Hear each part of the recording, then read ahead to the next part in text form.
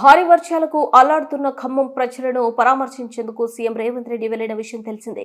బాధితులను కలిసి వారికి భరోసానిచ్చిన వీడియోను ఆయన షేర్ చేశారు. గుండె పగిలిపోయే దృశ్యాలు, మనసు చెదిరిపోయే కష్టాలు స్వయంగా చూశారు. బాధితుల ముఖాలలో ఒకవైపు తీరని ఆవేదన, మరోవైపు అన్న వచ్చాడన్న భరోసా. వీళ్ల కష్టం తీర్చడానికి, కన్నీళ్లు తుడవడానికి, ఎంతటి సాయమన్నా చేయడానికి సర్కారు సిద్ధమని ట్వీట్ చేశారు.